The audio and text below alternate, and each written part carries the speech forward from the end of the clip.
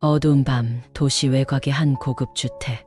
고요한 밤 공기가 흐르고 있었지만 그 집 안에서 들려오는 한 남자의 불안한 숨소리는 침묵을 깨고 있었다. 주인공 민혁은 범죄 조직에서 악명 높은 인물이었다. 온갖 더러운 일을 맡으며 조직에서 올라온 그에게 죄책감은 사치에 불과했다. 그는 자신의 방식대로 냉혹하게 일을 처리했고 그 중에는 가족들까지도 가차없이 희생시키는 경우가 많았다. 오직 자신의 이익과 조직의 명령만이 그의 신념이었다. 그러나 최근 몇 주간 민혁은 평소와 다른 불안감에 시달리고 있었다. 자꾸만 악몽을 꾸었고 누군가의 시선이 끊임없이 따라오는 듯한 기분이 들었다. 그가 잊고 살던 기억 속 한 사건이 악몽 속에서 되살아나고 있었기 때문이다. 몇 년 전 돈 문제로 그의 조직에 위협이 되었던 한 남자와 그 가족을 처참하게 끝내버렸던 그날이 생생하게 떠올랐다.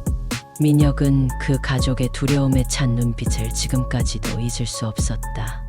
그저 약자로 치부하며 내팽개쳤던 그들의 처절한 울부짖음이 오늘따라 유독 선명하게 귓가를 맴돌고 있었다. 어느 날 저녁 민혁이 집에 들어서자마자 문 앞에 작은 쪽지가 떨어져 있는 것을 발견했다. 평범한 종이에 적힌 단순한 글자였지만 내용은 그를 섬뜩하게 만들었다. 당신이 잃어버린 걸 기억하고 있습니까? 짧은 문장이었지만 민혁은 곧바로 그 문장이 누구를 의미하는지 직감했다. 가족을 죽였던 그 남자의 가족 중 하나가 살아있었을 리는 없다고 믿었지만 어디선가 끈질기게 그가 살아남아 복수를 꿈꾸고 있을지 모른다는 생각이 그의 머릿속을 파고들었다.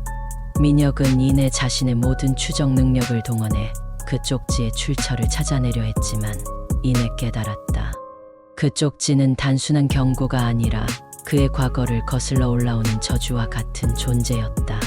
그가 죽였다고 믿었던 한 남자가 어쩌면 아직도 살아 돌아와 자신을 괴롭히고 있는 건지도 모른다는 생각이 머릿속에서 떠나지 않았다.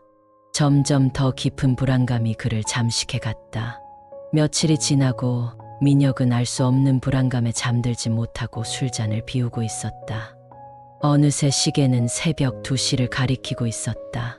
집안은 온통 적막감에 휩싸여 있었고 알 수 없는 서늘함이 그의 온몸을 감싸기 시작했다. 그때 문득 어두운 거실 한쪽에서 희미한 그림자가 움직이는 것을 목격했다. 민혁은 손에 쥐고 있던 술잔을 떨어뜨렸고 그것이 바닥에 부딪히며 깨지는 소리가 거실에 울려 퍼졌다. 그는 숨을 죽이며 천천히 그 그림자를 향해 고개를 돌렸다. 그림자는 고요하게 서 있었다. 바로 그 남자, 가족을 죽였던 그 남자가 그의 앞에 서 있었다. 낡고 해진 옷차림에 깊고 어두운 눈동자로 민혁을 응시하고 있었다. 그 남자의 입술이 천천히 열리며 그에게 속삭이듯 말을 걸었다. 드디어 만났군요. 당신을 찾느라 오랜 시간이 걸렸소. 당신이 내 가족을 잔인하게 없애버린 그날, 난 당신의 이름과 얼굴을 가슴에 새기며 살아왔지. 민혁은 몸을 움츠리며 그 남자의 존재가 꿈이 아니라 현실임을 깨달았다. 그 남자의 얼굴엔 고통과 분노가 뒤섞인 감정이 역력했고 그 눈빛은 한없이 깊은 어둠을 품고 있었다. 민혁은 아래 십술을 깨물며 최대한 침착한 척하려 했지만 몸은 계속해서 떨리고 있었다. 그는 목소리를 억지로 가다듬으며 말을 뱉어냈다. 그래, 난 내 가족을 끝냈어. 그땐 어쩔 수 없었고. 그 남자는 말없이 미소를 지었다. 그 미소는 어딘가 기괴했고 그 미소가 그를 더욱 소름 끼치게 만들었다. 남자는 천천히 민혁에게 다가왔다. 민혁은 본능적으로 뒤로 물러섰지만 뒷걸음질 치는 것조차 역부족이었다. 그의 두 다리는 바닥에 붙어버린 듯한 느낌이었다. 어쩔 수 없었다고? 내가 한 선택이니 이제 그 죄값을 치러야 하지 않겠나? 그 남자는 무겁게 속삭이며 민혁을 향해 손을 뻗었다. 그의 손길은 차갑고도 무거웠고 마치 얼음장 같았다. 민혁은 숨이 막히는 듯한 공포에 휩싸이며 천천히 그에게서 눈을 떼지 못했다. 그 손길이 가까워질수록 그는 점점 더 깊은 공포 속에 빠져들었다. 그 순간 그는 자신이 저지른 죄악이 얼마나 큰지 깨달았다. 민혁은 무릎을 꿇고 두려움에 찬 눈으로 그 남자를 바라보며 미안하다고 용서해달라고 절박하게 빌기 시작했다. 제발 제발 용서해주게. 난 잘못했어. 그때는 다른 선택이 없었다고 생각했지만 이젠 알겠어. 난 정말 잘못했어. 하지만 그의 눈물 어린 사과는 그 남자에게 아무런 영향을 주지 못했다. 그 남자는 여전히 차가운 눈빛으로 민혁을 응시하며 그를 내려다봤다. 그럼 내가 그때 겪었던 고통도 너에게 전해줘야 하지 않겠나? 내가 어떤 밤들을 견뎌야 했는지 이제 너도 알아야 해. 그 말과 함께 남자는 민혁의 손목을 잡아당겼다. 그 손길은 무겁고 차가워 민혁은 그의 손길에 저항할 수가 없었다.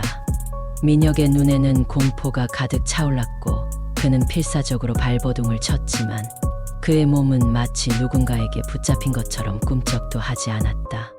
남자는 천천히 그를 이끌며 어두운 복도를 지나갔다.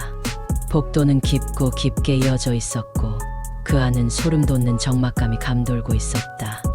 발걸음이 깊어질수록 주변은 점점 어두워졌고 민혁은 어딘가 깊은 구렁 속으로 끌려 들어가는 듯한 감각에 사로잡혔다.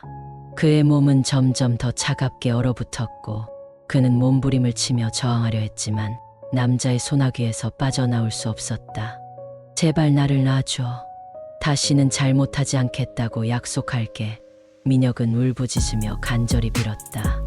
그러나 그 남자는 조용히 미소를 지을 뿐이었다. 그의 눈빛은 한없이 깊은 절망과 복수심으로 가득 차 있었다. 민혁은 점점 더 깊은 공포에 빠져들었고 그의 시야는 서서히 어둠에 삼켜져 갔다. 남자는 그를 차가운 어둠 속으로 끌고 들어가며 속삭였다. 내가 살았던 매 순간마다 나는 죽은 가족을 떠올리며 고통을 견뎌야 했지.